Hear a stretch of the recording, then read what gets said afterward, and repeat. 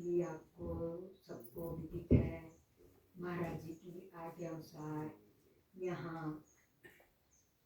महाराज जी की जीवनी हम सुनते रहे और उनकी आज्ञा अनुसार हमें आनंद भी मिला। अब हम कहाँ पहुँचे हैं कल के उस जीवनी के बारे में। हम उस वातावरण में पहुँचे हैं जहाँ की जरा संघर्ष में वातावरण बना हुआ है। महाराज जी का मन उचाट सा हो गया है, क्योंकि गृहस्थी में तो वो रहना ही नहीं था, उसके लिए तो उनका जन्म ही नहीं हुआ था। उससे आगे हम पढ़ते हैं, इस निश्चय पर पहुंचते ही हंस को सहसा अनुभव हुआ, मानो उसके हृदय प्रदेश के सूखे पड़े वीराने में एक चिंगारी आ गिरी हो और देखते ही देखते मोर रूपी सभी बेल लताएं अग्नि में भस्म होती जा रही हैं और जलते हुए सूखे वन प्रदेश के दूसरी ओर पूर्णतः लहलहाता हरित प्रदेश है। हंस ने निश्चय कर लिया कि मुझे ये सूखे प्रदेश को छोड़ना होगा। अब प्रतीक्षा की गुंजाइश नहीं रही, मुझे शीघ्र ही त्याग करना होगा। मैं कल प्रातः ही इन बेड़ियों को तोड़ दूंगा, इससे पहले कि माँ, भाभी और विशेषकर रूपी और सरवण का मोह मुझे बांधने का प्रयास करे। मुझे मोह की इन जंजीरों को सदा के लिए तोड़कर निकल जाना होगा, सबका त्याग करना होगा। अब मैं पूर्णतया मुक्त हूँ। ये निश्चय होते ही हंस को लगा कि उसका मन सहज ही आत्मलीन होता चला गया। एक निष्कंप दीपक की लौ के समान स्थिर हो गया। लगा मानो वह स्वयं एक दिव्य प्रकाश पुंज में समाता चला जा रहा है। चारों ओर हरित प्रदेश में आनंद ही आनंद है। हम अपने अंतर मन में ये निश्चय करके वह अपने तखत पोत से उठा। तब तक सूर्यास्त हो चुका था और रात का गहन अंधकार छाना आरंभ हुआ था। वह कमरे से बाहर आया, मानो कुछ ही घंटे पूर्व यहाँ कुछ भी असामान्य घटित ना हुआ हो। हंस ने पास खड़े शरबन से हाथ मुंह धोने के लिए रसोई से जल लाने को कहा। जब वह हाथ मुंह धो रहा था तो श्री कृष्ण भाई जी सहित परिवार के सभी लोग कनखियों से हंस को देख ही रहे थे। उसके मुख पर छाए सामान्य व्यवहार को देखकर सभी के दिल पर रखी एक भारी शिला मानो हट गई। भोजन के समय हंस ने बस एक रोटी खाई, परंतु हंस के भोजन कर लेने से सभी को लगा जैसे आकाश पर छाए घने काले बादल सहसा ही छट गए हैं। सभी को अनुभव हो रहा था मानो सब कुछ सामान्य हो चुका है, परंतु फिर भी परिवार का कोई भी सदस्य कुछ घंटे पूर्व इस दुखद घटना का वर्णन दोहराना नहीं चाहता था।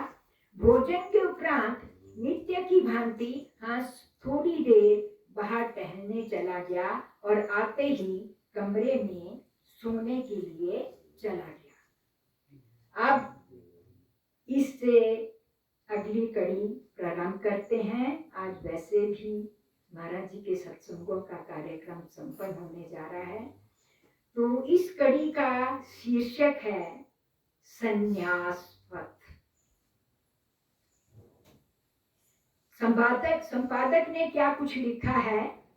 महाराज श्री के जीवन चरित्र पर आधारित उपन्यास की समयबद्ध 7वीं कड़ी आपके हाथों में है। पिछले अंक में आपने पढ़ा कि बड़े भाई के एक बार कहने पर ही हंस, महाराज श्री का बचपन का नाम था, अपनी अच्छी चलती हुई डिस्पेंसरी को छोड़ गांव चला आया था।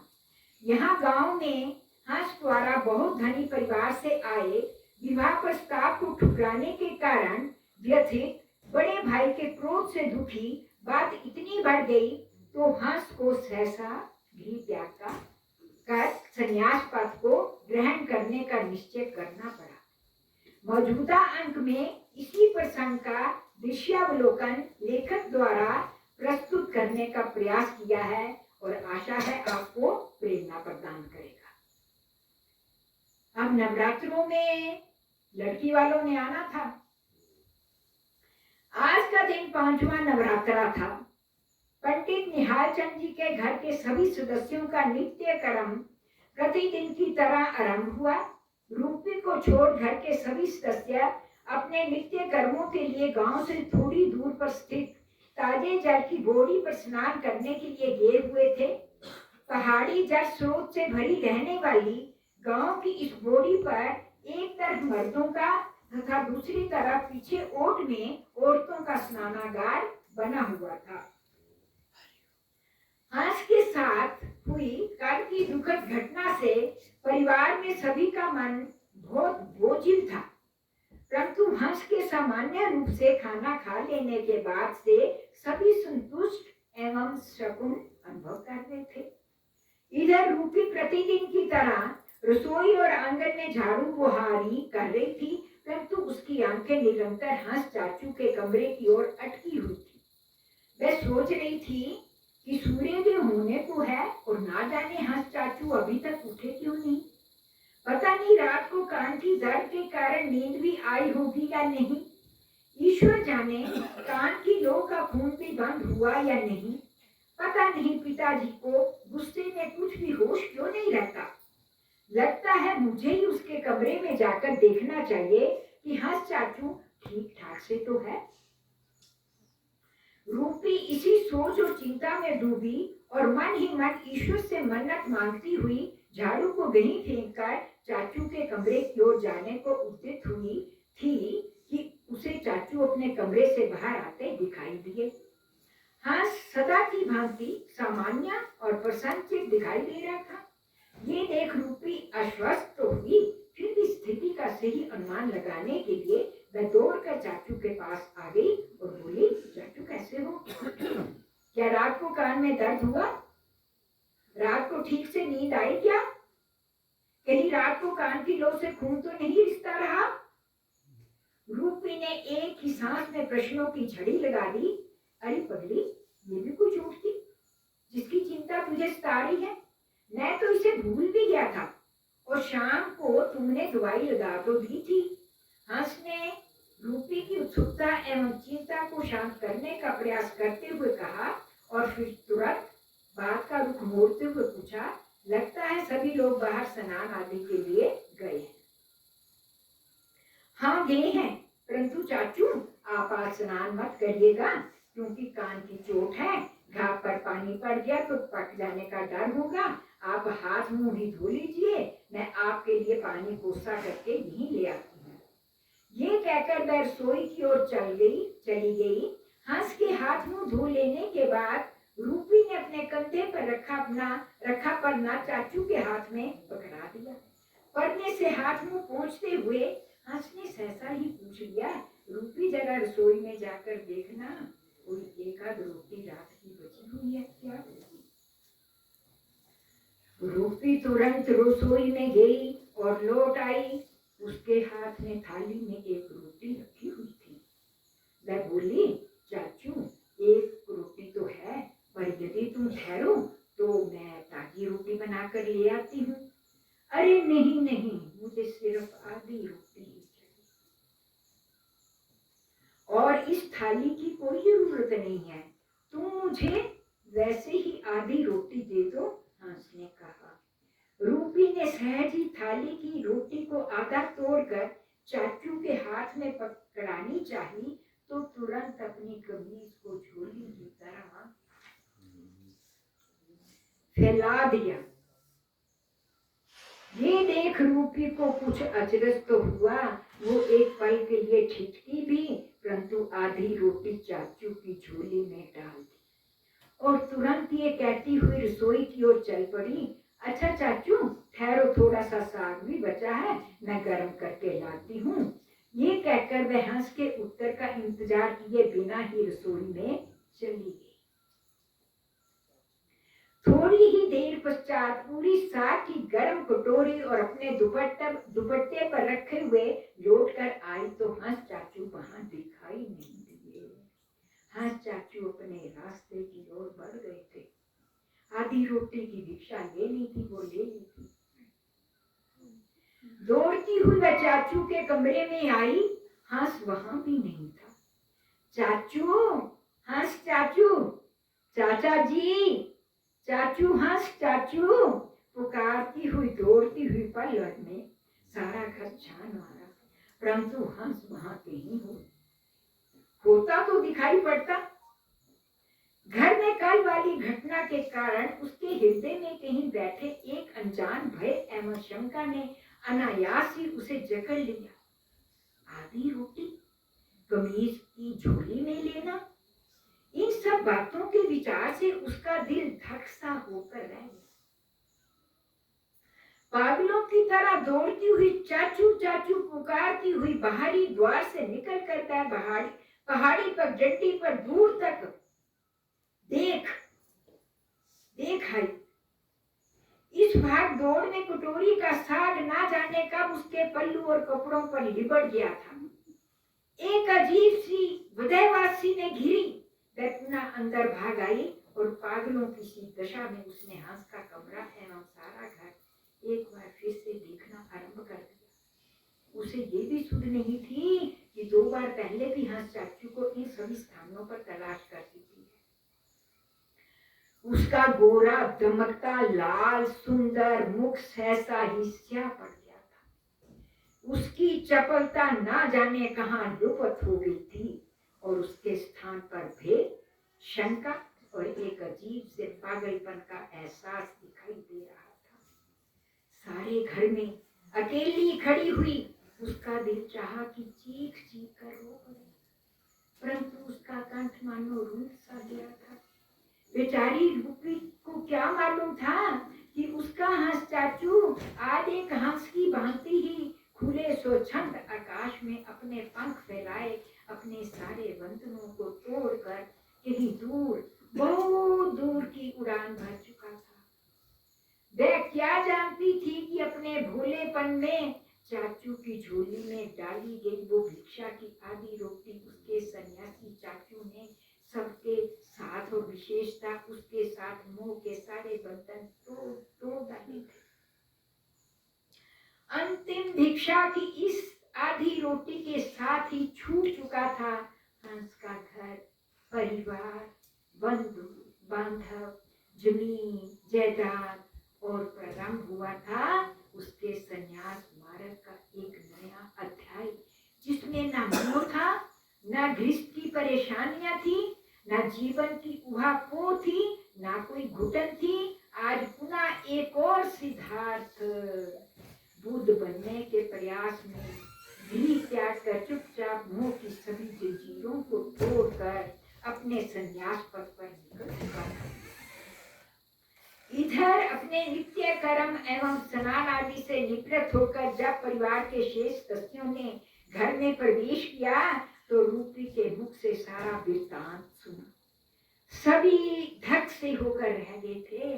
सहसा ही सारे घर में शमशान का सा वातावरण छा गया। माँ मैनावती को हंस के बचपन से ही जिस बात का डर था आज वही सामने आ गया था। बड़ी भाभी हुक्मी बाहर जाने से पूरब जो दाल चूल्हे पर चढ़ा कर गई थी वह उबल कर कब से चूल्हे की आग को बुझा चुकी थी। दुसुंदी का मस्तिष्क पथरा सा गया था। बड़े भाई जी श्री कृष्ण एक हारे हुए जुआरी की तरह अपना सिर दोनों हाथों में थाम कर दूर एक कोने में बैठे थे। उसकी उनकी पत्नी हुक्मी जिसने नन्हे हंस देवर को सदा पुत्र की तरह रखा था, उसकी हालत ऐसी हो गई थी जैसे एक गाय अपने खोल हुए बछड़े को यहाँ वहाँ ढूंढती हुई अपना मुंह उठाए कभी इधर और कभी उधर भागती फिर रही हो, और दुख की इस पराकाष्ठा में उसकी आंखों के आंसू सूख गए थे। वह पागलों की तरह कभी एक कमरे में जाती तो कभी दूसरे में, कभी रसोई में जाती और कभी बाहरी द्वार से निकल सामने वाली पहाड़ियों पर दृष्टि दौड़ाकर हंस के आते हुए दृश्य की कल्पना करती। पिता निहाल चंद जी को जैसे काठ मार गया हो। वह खोई खोई दृष्टि से सबको बारी बारी निहार रहे थे। जुबान पर त्रासी गई थी, उनका मस्तिष्क अतीत में कहीं खोया हुआ था। जब उन्होंने हंस के जन्म के बाद उसकी जन्म कुंडली बनाई थी, उसमें एक और तो राजयोग के सभी गुण विद्यमान थे और साथ ही संन्यास के भी सभी गुण थे। और उन्होंने एक विशेष बात जन्मपत्री में देखी थी, जो ये थी कि जातक अपनी इच्छा अनुसार अपने कर्म चक्र को बदलने की क्षमता रखेगा। उस समय सब बातों का विश्लेषण करने का प्रयत्न तो किया था, परंतु किसी निष्कर्ष पर नहीं पहुंच पाए थे। याद आया जब हंस शायद छठी या 7वीं कक्षा में ही पढ़ता था, तो किसी धार्मिक पुस्तक में ब्रह्मचर्य शब्द को पढ़ने के बाद उसने इस शब्द का अर्थ पूछा था और अर्थ समझाने के तुरंत बाद हंस ने दूसरा प्रश्न किया था, पिताजी इस पुस्तक में तो लिखा है कि ईश्वर को प्राप्त करने के लिए ब्रह्मचर्य बहुत ही सहायक सिद्ध होता है, और यदि ऐसा है तो गृहस्थी लोगों को ईश्वर की प्राप्ति कैसे होगी। निहाल चंद जी को याद आया कि उस समय तो उसने हंस को टाल मटोल कर उत्तर दे दिया था, परंतु लग रहा था कि हंस उनके इस उत्तर से संतुष्ट नहीं हुआ था। और पता नहीं बाद में हंस ने इस प्रश्न का उत्तर कहीं से पाया भी या नहीं, परंतु उसने कल के अपने विवाह के प्रस्ताव को कितना भी गंभीर ले लिया था। हालांकि कुछ वर्ष पहले हंस के बड़े भाई बाल मुकुंद के भी इसी प्रकार घर को छोड़ जाने से वे विचलित तो हुए थे, परंतु बाल मुकुंद का कई दिनों तक साधुओं की टोली के साथ घर से निकल जाना और फिर आ जाना उनके लिए इतना व्यथित करने वाला कभी सिद्ध न हुआ था। परंतु हंस के सहसा ही इस गृह त्याग ने निहाल चंद जी को अंतर तक गिरा दिया था। वे हंस के इस स्वभाव से और उसके दाता के स्वभाव के प्रति सजग तो थे, और इसी कारण उन्होंने अपने बड़े पुत्र श्री कृष्ण द्वारा सुझाए गए हंस के तुरंत विवाह प्रस्ताव के लिए हाँ भी करती थी। सौभाग्यवश उसके लिए इतने धनी और उच्च परिवार से अचानक ही रिश्ते के आने को अपना सौभाग्य ही समझे थे, परंतु अंततः यही सब दुर्भाग्य का कारण सिद्ध हुआ।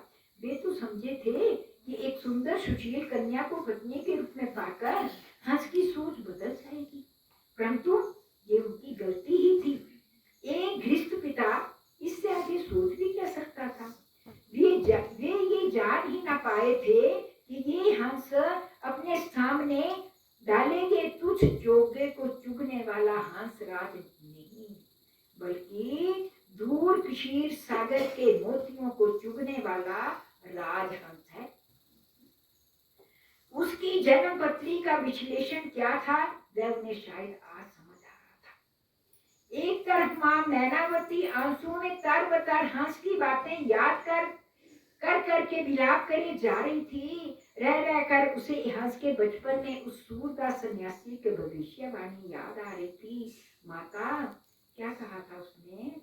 सूरदास जी ने, माता एक दिन तेरा ये लाल तुम सबके देखते देखते ही स्वच्छंद आकाश में उड़ जाएगा। तेरा ये हंस तेरी इस गृहस्थी के पिंजरे में बंदी होने वाला साधारण पक्षी नहीं है। ये हंस तो ऊंचे निर्मल आकाश में स्वतंत्र उड़ने वाला हंस है, परंतु आज सन्यासी की बात अब अक्षरशः सत्य सिद्ध हो गई तो माँ का हृदय इसे बरबस मानने को तैयार ही नहीं है। पागलों की भांति वह बुदबुदाए जा रही है, मेरा लाल मुझे छोड़कर नहीं जा सकता, वह जल्दी ही लौटकर मेरे पास आ जाएगा। परिवार में सबसे बुरी हालत जिसकी थी वह थी रूपी। उसकी माँ ने जब से उसे ये बताया कि आधी रोटी की भिक्षा का वास्तविक अर्थ तो आपसी मोह के सभी बंधनों को सदा के लिए तोड़कर चले जाना होता है, तो ऐसा अनुभव हुआ मानो उसके शरीर का सारा रक्त सहसा ही सोख लिया गया हो। उसके प्राण जैसे अगले ही पल निकल जाने को तत्पर थे।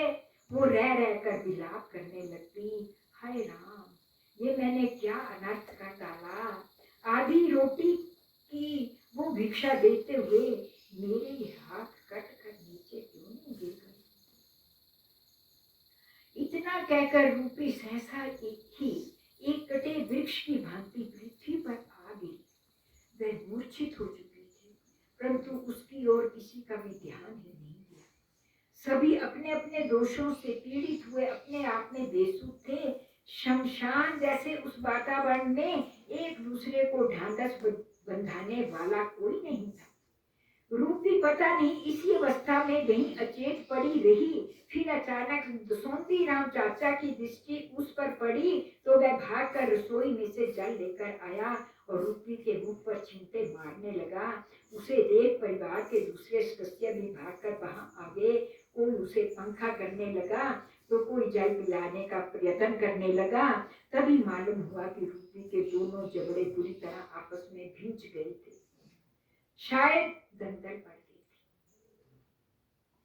श्री कृष्ण जी ने सरवन को भागकर रसोई से एक चम्मच लाने के लिए कहा और बड़े यत्न के साथ दोनों जबड़ों को चम्मच की डंडी से अलग किया और पानी की कुछ बूंदें उसके कंठ में टपकाई। लगभग 15-20 मिनट के प्रयत्न के बाद रूपी को होश आया। होश में आते ही भिक्षा की वो आधी रोटी पुनः उसके दिमाग पर छा गई और वह सामने बैठी दादी से लिपट गई और जोर जोर से विलाप करने लगी। दादी, हाय दादी माँ, हंस चाचू हम सबको छोड़कर चले गए। क्या वह अब कभी नहीं आएंगे? हम पापियों ने ही उसे घर छोड़ने पर मजबूर किया। मेरी तो अकल पर ही पता नहीं क्यों पत्थर पड़ गए थे। सबसे बड़ी पापी तो मैं हूँ दादी। मैंने अपने इन्हीं हाथों से चाचू को वे अंतिम आधी रोटी की भिक्षा दी थी और फिर भी मैं निर्लज अभी तक क्यों जीवित खड़ी हूँ? मेरे हाथ कटकर गिर क्यों नहीं जाते? दादी, तू इन्हें काट कर कुत्तों के आगे डाल दे। दादी के गले से लिपटी रूपी रोए जा रही थी। उसके आंसू थमने का नाम नहीं ले रहे थे। उसकी आंखें रो रो कर सूज गई थी। उसके विलाप ने वहां उपस्थित सभी की पलकों के बांध को तोड़ कर रख दिया था। वहां सभी रो रहे थे, यहाँ तक कि श्री कृष्ण जैसा दृढ़ व्यक्तित्व वाले व्यक्ति का हृदय भी विचलित हो उठा था। वह आज दूसरी बार रोया था। पहली बार जब हंस ने उसके एक ही बार कहने मात्र से अपना डिस्पेंसरी का काम छोड़ उसके साथ गांव जाने को तैयार हो गया था, तो वह उसके गले मिलकर जो रोया था वह आंसू तो आनंद के आंसू थे, परंतु आज दूसरी बार के ये आंसू तो हंस के वियोग के आंसू थे जो थम नहीं रहे थे। हंस को घर से निकले हुए और तेज गति से पैदल चलते हुए लगभग 5 घंटे हो चुके थे, पता नहीं कहां, परंतु उसके मुख पर थकावट के कोई चिन्ह नहीं थे। चिलेट गांव अब लगभग 20 मील पीछे छूट गया था। उसके पुराने जूते राह के नोकीले पत्थरों एवं कंटीली झाड़ियों में चलते हुए दरदर हो चुके थे। पहाड़ी रास्ता लगभग समाप्त हो चुका था और सामने अब समतल खेत दिखाई देने आरंभ हो गए थे। बनखंडी की शीतल सुगंधित पवन हंस की अंतरात्मा को आनंद विभोर कर रही थी। सहसा उसे अनुभव हुआ मानो वर्षों से जकड़ी हुई उसकी अंतरात्मा समस्त बंधन एक एक करते टूटते जा रहे थे। वह अब अपने आप को पूर्णता स्वच्छंद अनुभव कर रहा था। सामने ही स्वच्छ जल की छोटी सी धारा पत्थरों के मार्ग से बहती हुई दिखाई दी। उसने शीतल जल से मुंह हाथ धोया और भरपेट पानी पिया। पानी पीते ही पेट की भूख भी अनायास जागृत हो उठी और सहसा हंस का हाथ कमीज की जेब में पड़ी भिक्षा की आधी रोटी पर जा पड़ा। हंस रोटी को निकालने को उद्यत हुआ ही था, परंतु ये सोच उसका हाथ नहीं रुका कि प्रातः काल उसका ध्यान स्मरण का नियम अल्पभाग्य में छूट गया था। इसलिए जलधारा के समीप ही एक साफ समतल भूमि पर सिद्धासन में बैठ गया। आंखें मूंदने के कुछ ही पलों के पश्चात वह सहज ही आत्मलीन होता चला गया और वह उसी अब चिरपरिचित विशाल प्रकाश पुंज में घिर गया। काफी समय इसी अवस्था में लीन हुआ हंस सहसा ही अंधकार में आ गिरा और बहुत बेचैन सा होकर उसने आंखें खोल दी। फिर वही दृश्य, फिर वही प्रकाश पुंज, फिर वही अंधकार। ये सब क्या है? ये क्या हो रहा है? वह बेचैन सा होकर अपने स्थान से डट बैठा, उठ बैठा होगा। ये सब क्या मेरे साथ ही होता है या सभी के साथ होता है? इन प्रश्नों के उत्तर के बारे में वह पहले भी कई बार सोच चुका था। हंस ने कई ग्रंथों में भी इस अवस्था का कारण ढूंढना चाहा था, परंतु नहीं मिला। परंतु एक बात तो निश्चित है कि कारण कुछ भी हो, प्रकाश पुंज के बाद अंधकार का छा जाना हरगिज अच्छा तो नहीं हो सकता। क्या इस प्रश्न का उत्तर व्यासा के बाबा सावन सिंह जी महाराज के पास हो सकता है? ये विचार आते ही हंस ने मन ही मन ये निश्चय कर लिया कि क्यों ना संन्यास पथ की इस यात्रा का पहला पड़ाव व्यासा ही बनाया जाए। आगे ईश्वर की जो भी प्रेरणा होगी, ये निश्चय होते ही वह उठकर खड़ा हो गया। पश्चिम दिशा में सूर्य देव अस्त हो रहे थे। उसने सोचा थोड़ी देर बाद ही अंधेरा छा जाएगा और इससे पहले ही उसे रात्रि गुजारने के लिए किसी मंदिर या गुरुद्वारे को तलाश करना होगा। इसी विचार में उसने दृष्टि घुमाई तो देखा बहुत दूर उसे आग जलती हुई दिखाई दी। सोचा शायद पास ही अवश्य ही कोई बस्ती होगी, वहीं जाकर किसी मंदिर का पता करना होगा। इसी विचार से वह जलती हुई अग्नि की दिशा में तेज कदमों से बढ़ने लगा। परंतु आग के समीप आते क्या देखता है कि ये आग गांव के किसी चूल्हे से निकलती हुई आग नहीं थी, बल्कि वीराने में जलती हुई एक चिता की लपटें थी। परंतु कोई भी मनुष्य चिता के समीप दिखाई नहीं दे रहा था। संभवतः शव को अग्नि में समर्पित करने के पश्चात सभी लोग इस वीरान शमशान से वापस जा चुके थे। आंखों को थोड़ा मूंदते हुए हंस ने दिवंगत आत्मा को नमन किया। इसके साथ ही वह ईश्वर की इच्छा के समक्ष समर्पित होता हुआ मन ही मन बोला, अच्छा प्रभु, कोई गांव ना सही, कोई मंदिर ना सही, ये वीराना, ये स्वच्छंद आकाश भी तो तेरा ही है। आज की रात यहीं सही। हे प्रभु, जो तेरी इच्छा है वही पूर्ण हो, उसमें मेरी भलाई है। इस प्रकार सोचते हुए वह जलती हुई चिता को देख रहा था कि उसके विचारों ने पलटा खाया। प्रत्येक शरीर नश्वर है और अंततः इसी चिता को प्राप्त होना है।